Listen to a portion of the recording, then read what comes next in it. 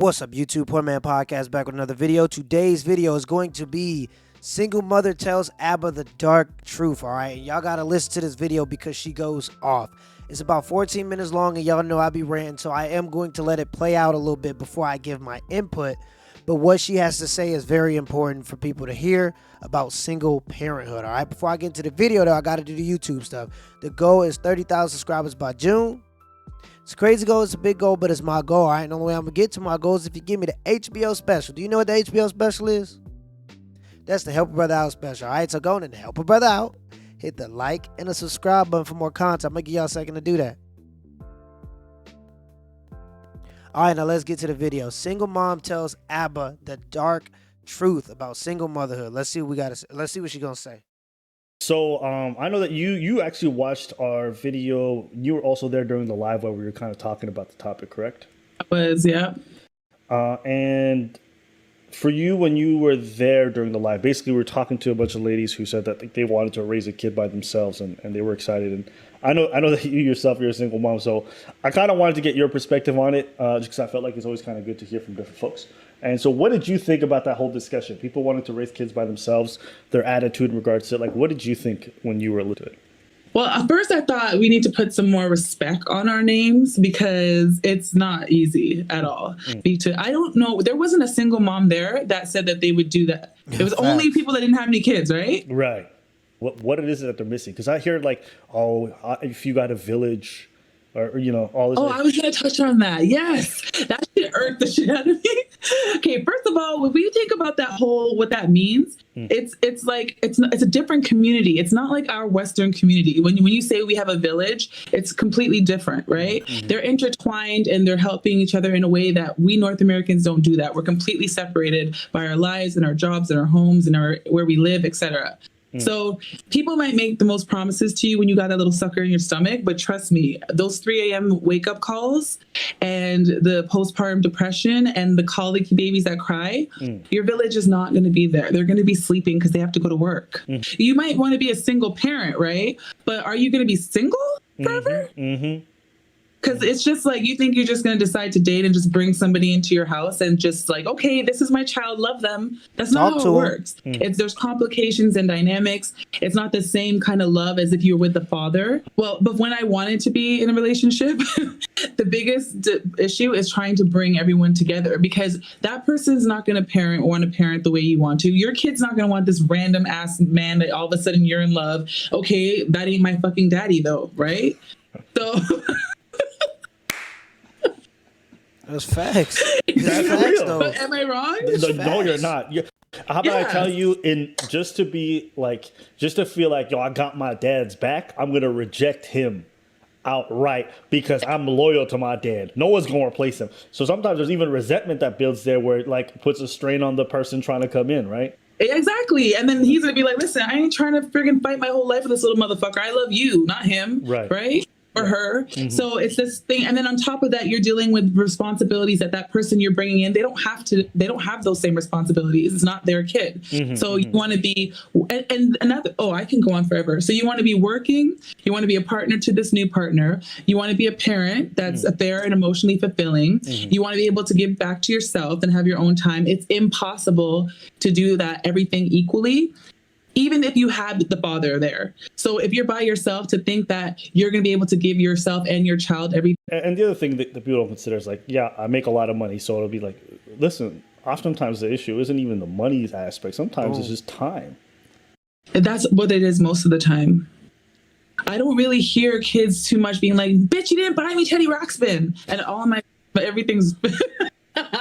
Everything is always 80s, but yeah, you don't hear that. It's like, you weren't there. You didn't come to my prom or whatever. It's always the more fulfilling things that I think that kids have resentment for, you know? I hear about the most. Sometimes it's money, but most of the time not. And you might be able to have all the money in the world, but guess what? You're at work making that money with your kid. Right? Hey, and you're preaching. Like, I'm speaking from the heart, yeah. you know? Yeah. And then on top of that, you open up your child and they're more susceptible to vulnerabilities because Yeah, that's a babysitter, but criminal record checks don't mean shit. Okay. If somebody's crazy and they've never been arrested before, what does that mean? A lot of times in court, when you hear about kids getting taken advantage of, it's about a third party that was brought into the home under the idea that the mother trusted them, whether it was a partner or a babysitter they hired or anything. And your child is vulnerable to complete strangers, regardless of how much you trust them, you know? So, and you're going to have to do that if you're going to be working and you're a single parent. So, and I'm gonna just jump in here just for a little bit. And by the way, go subscribe to Abba and Preach. Okay, they make really good content. I will leave a link in the description below. This is great content, and I'm happy this sister is speaking out about this topic. Okay, because in my community personally, all right, in the African American community, and this is a growing trend in every community, all right, but just speaking as an African American, I see this all too often. This life being glorified, okay? There is nothing honorable about being forced to raise a child by yourself, okay? There's nothing good about having to raise a child by yourself. You have 4 gates of protection as a woman before you get to the point where you carry a child to term, okay? And I discussed this in a lot of my other like small shows and podcasts, or my little reaction, whatever y'all want to call them, all right? But the 4 are: you could go on birth control. If you don't want to do that, you can use condoms. If the condom bursts or you just don't want to wear them because, you know, you feel like you ain't really having sex. You know how people be. They be saying, so you have birth control, you have condoms. If you don't want to do that, you have plan Bs. All right? If you don't want to do that, you have reproductive rights as a woman in America in 2021. Now, and I always give this disclaimer, it is not my thing. I don't personally agree with it. If it's me in the situation, I don't want that to happen, okay? But we're not going to act like that isn't an option that some people may need to exercise, because when you bring a child into the world and you're a single mother, not only are you starving yourself, but you have the potential of starving that child too, in terms of nurturing, in terms of what that child needs to grow up and be a contributing member to society. Do we need to go over the statistics again? Okay, we're talking about higher chance of suicide. Children that are raised by single mothers, particularly, higher chance of suicide, more likely to go to prison, less likely to graduate high school, more likely to have a child before the age of 18. These are all problems, okay, when it comes to single motherhood, and single motherhood is single-handedly destroying America, all right? And this isn't just me just red flagging. You cannot build strong economic structures in any communities if you have single motherhood, all right? Families are the first thing that comes when you're trying to build a strong structure to build economics in your communities. You have to have families. And this is something that the Black community in particular has been lacking since the 60s, since this feminist movement has been growing. And you know what movement I'm talking about. There's a direct correlation between the rise of popularity of this movement and the rise of single motherhood in America. In the 70s, I forget who quoted it, but they said that 29% single motherhood rate or children out of wedlock was a travesty, okay? The percent now of Black children being born out of wedlock is 78%, and every other demographic in America is also on the rise. This is this growing trend of promiscuity being taught to young girls and saying that this is okay. Men as fathers and men as protectors, uncles, brothers, I don't give a damn what you is, but you got to talk to somebody and let them know that there are consequences to these decisions. Let's continue the video. I'm sorry I went on a rant, but this is something I'm actually passionate about, because I am for building families for the future of the country, for the future of the world. You don't get a strong country, you don't get a strong economy, you don't have a strong just structure in general. If you don't have a structure, you don't have families. That's just how it works. Let's continue the video though. Yeah, it's just crazy to me. It's like, why take away? Like, I just don't understand what's better than one parent's love, two parents' love, right? So I don't get why you would actively, sometimes shit happens. Like me, I had no business having a baby with the guy I chose. But why would you actively make that decision Yeah. Exactly. What are some other struggles that you had for you individually? Okay, well, I was lonely as hell because when I had a baby and none of my friends had babies and they weren't, or they had babies and they had a partner, they had a lot more freedom than I did. So, and they don't want to come over to your house so that you can be like, 1 second, I got to pull my titty out, or 1 second, I got to go do, they want to be around you when you're able to be there. So you spend a lot of time alone with your child, and it's a lot because your child's not, you might love your child, but they're not going to give you that adult one-on-one that you need, that what you need from other members of society. They're just like Paw Patrol. You know what I mean? So you're missing out on that. Then I had to earn money. I was on Ontario Works at first, but I was like, fuck this. So when I decided to go to school, I didn't sleep at all. So unless these ladies are completely like they're done with their career choice, then it's a horrible decision to be a single parent and try to get your career. And I lost my earning potential because I'm at home with my kid. And even though my job is still available to me, I don't get to have a repertoire with people that come in. Things change and I don't know what they are. People forget about you. The connection you have with your boss is not as strong as it was before you left, because when you're gone for 2 years is a long ass time to not to be at a company. And that's only if everything runs smoothly with your child, because some children have disabilities that they're born with and other issues. So you lose your earning potential regardless if you have your job or not. Lonely as hell. They're expensive. They're draining. They require a lot. When I say a lot, Go ahead. Talk to him. Listen, Okay. You got firsthand experience, so you can give tangible experience. So go ahead, bro. They don't sleep. It was very confusing. They say they sleep for 3 hours every hour, but if you are spending 1 hour breastfeeding, 1 hour burping and trying to get them to bed, then they're really only sleeping for an hour. And then it's time for you to wake up a grown ass adult. And you can't say, babe, can you just take this? Can you just let me give you a bottle and you do with that? You're by yourself. Then you don't know. My daughter had issues, like she was colicky, and she was, I had to take her to the hospital a couple of times for her own personal medical issues. And I did that by myself, and I was exhausted. And then when I decided to go to school, so basically you lose your sleep. So if you bitches like to sleep, it's over. And you get resentment with them too, because I resented my daughter's father because I'm like, yo, this guy's free. He can do whatever he wants. Like, I didn't bother. I felt like it was my choice. You can't draw blood from a fucking stone. So I can waste all my time trying to take him to court. I know he ain't doing shit, right? So of course a bunch of resentment builds up, and then it will naturally, you will take it out on your child. I'm telling you right now, you won't realize it, but you're gonna snap on them. They're gonna get on your nerves, and it will be and you won't have that release to be like, let me just chill for the day because I don't want to take it out on you. You have to be there for them. When you talk to other single parents, like do they echo a lot of the same sentiments and issues that you mentioned? Oh yeah. Even worse. Yeah, absolutely. They're drained. They're tired. I've had my friends call me sometimes and be like, listen, I hate this little motherfucker. Like, I don't know. I feel terrible, but like, it's constant. It's incessant.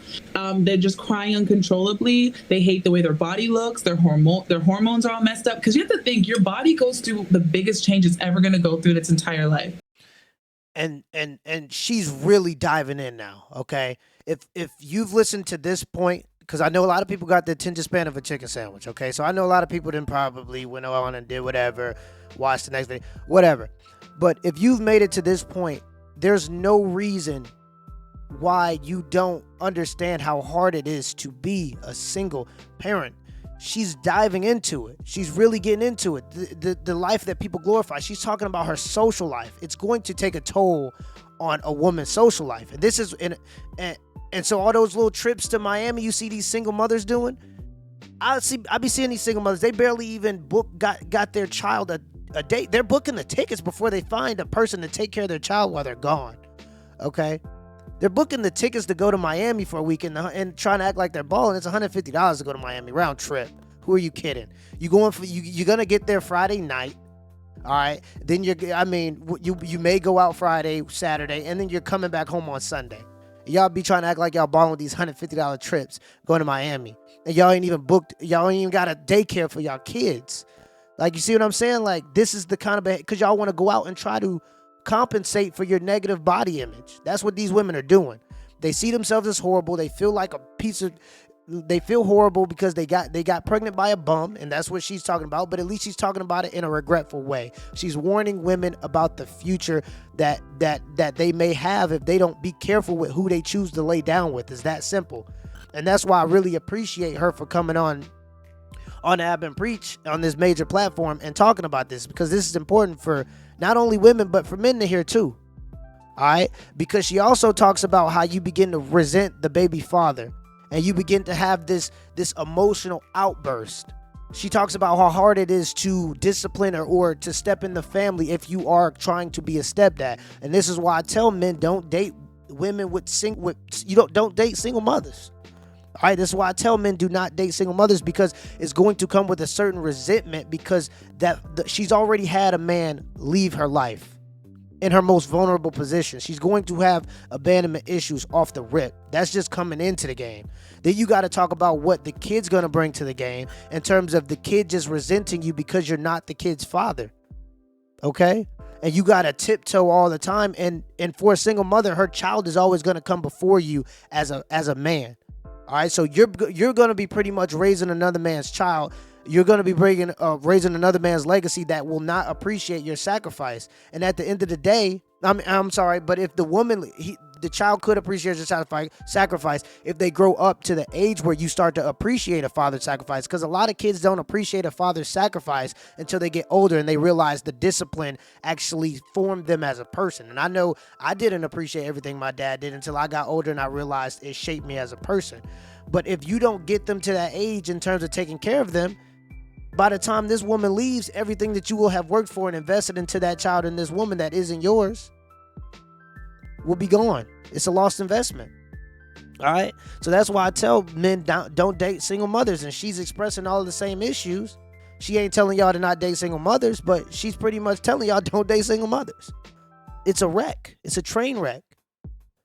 And the fact that us as Americans are allowing this, and black people specifically are allowing this to just become our culture, is absolutely ridiculous. All right, we have to do something about this epidemic. If you want to talk about a war on drugs, quote unquote, which was a horrible decision, this should definitely be a war on this. This is affecting all of Americans, and this is going to be what tips it. It's going to be the straw that broke the camel's back. I'm trying to tell y'all. 78% is just unacceptable for children born out of wedlock. It's just ridiculous, especially with so many options in terms of ways to prevent it. Okay, so let's continue the video and see what she got to say. Right. And your kid's inside of you basically sucking the life out of you for 9 months. Right? Yeah. So when you have a baby, you are so tired. You're supposed to have that support system there so that you can, bounce back. Right. But when you don't get that, and you have all this other financial worries, just loneliness, whatever, undoubtedly it affects you mentally to the point where I've had parents can't get out of bed. Right. Let me ask you. So you don't mind, your kid's how old at this point?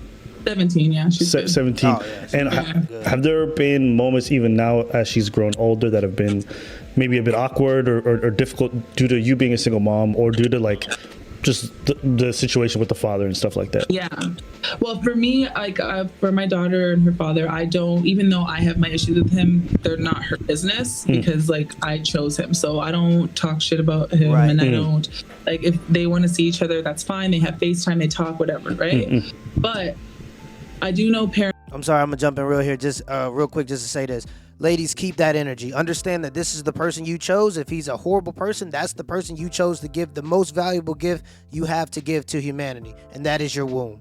So if you chose a horrible person, that's the person you've signed a contract to deal with for the rest of your life. Keep that in mind when you're laying down and it seems all fun and games until you gotta wait 9 months and there's a there's a baby on the there. I ain't gonna get into there's a baby there. All right, let's continue the video. Parents that are like, he ain't shit. What do you want to see him for? He ain't even give me $1. He ain't paid it. You know what I mean? And so that can be awkward when you see kids like just sitting there watching their mom just badmouth the dad, and or just, you know, or even say like, I do everything for you and you want more, and you know what I mean? And it's like, well, if you chose the dad, you could have had more to give, and then you're mad at the kid because they want more from you that you can't give because you're only one fucking person, right? Right. And what I've noticed is that when you make these decisions and you figure out that you decided it was a bad idea, your children make those decisions too. My mom was a single mother, and I'm a single mother, and I'm trying to stop it right now from my daughter being a single mother, but it goes down the line. Your decisions are generational. So you really need to think about what it is that you're doing at that time. Okay, I find that interesting. So you said, what is it about the way that your mom raised you that you think primed you more likely to be in this scenario, in your opinion? Two things. One, I was observant and I noticed what was going on at whatever time. And two, she didn't talk to me about it, right? So if my mom had been like, listen, girl, I love you, but this was hard. Right. And I suggest that we didn't have that discussion. So for me, you just want to emulate your mom, or if things happen to you, like it happened to your mother, you feel like, no big deal, my mom did it, right? So it's super important for maybe, because a lot of these kids, or these women that were talking in your chat, they said that their moms are single moms and their moms did a great job, but did they talk to their moms about the nuances and what was like really going on maybe behind the scenes, and how the mother felt at that time and the depression she might have gone through? Because we don't always share everything because we feel like we're going to hurt our kids, right? So you're not getting the full scoop when you say, oh, my mom is a single mom, I could do it. Yeah. You don't know how many nights she cried by herself, how stressed out she was. Maybe she went hungry sometimes so that you could eat, but you didn't even notice that shit. You know what I mean? Or depression she might have had because she feels like, I can't be the woman that I thought I could be because I made this. You know what I mean? I mean, you do get resentment. I'll confess this to you, but like that's always one of those things where I'm like, I feel like as a parent, you inherently have to sacrifice a lot of your own well-being in order to make sure that your kid is good. But sometimes it's almost to a degree that's unfair when you're a single parent. I think all parents have to sacrifice. But for single parents, even more so. You know, your own. And a lot of people, I think, don't understand what that burden looks like and what they're signing up for when they're making the choice so casually. So to me, it's not just like, don't necessarily do it. It means like, if you're going to do it, understand what you're getting into. And most people... Exactly. If you're going to do it, understand what you're getting yourself into. When you have a society that praises this kind of behavior, when you have a society that praises promiscuity, and by the way, this is the end of the video. Again, go subscribe to Abba and Preach. They make great content. Whoever this woman, Azaria the Amazon, her social is going to be on their channel as well. This is what we need more of in our community.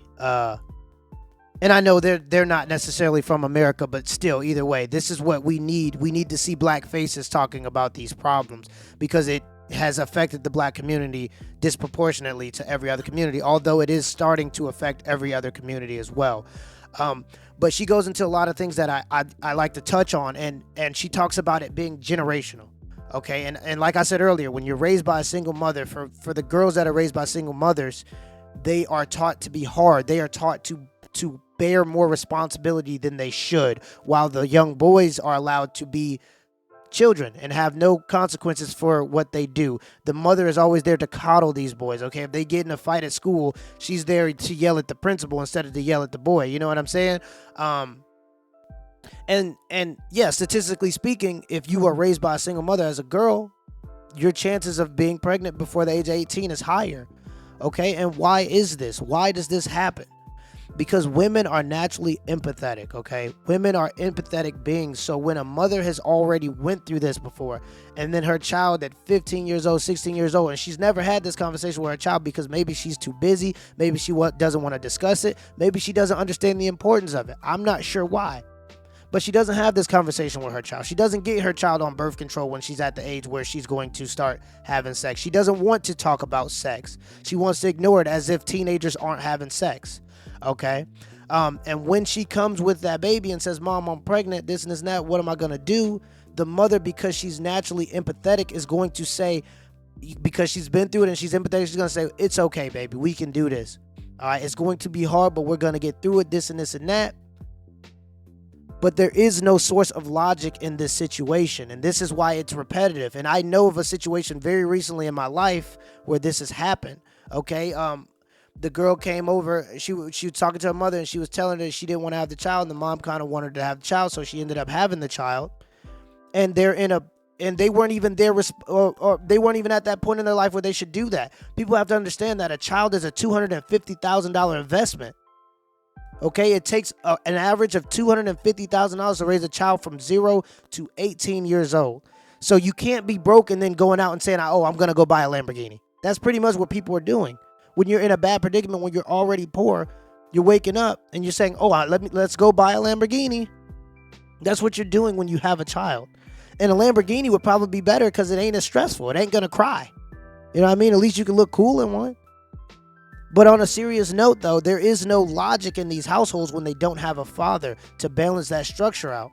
The logical side says, you got yourself into this situation, we gonna go handle business regardless. Or the logical side says, you're at the age of 16, 17, we need to have these discussions about sex.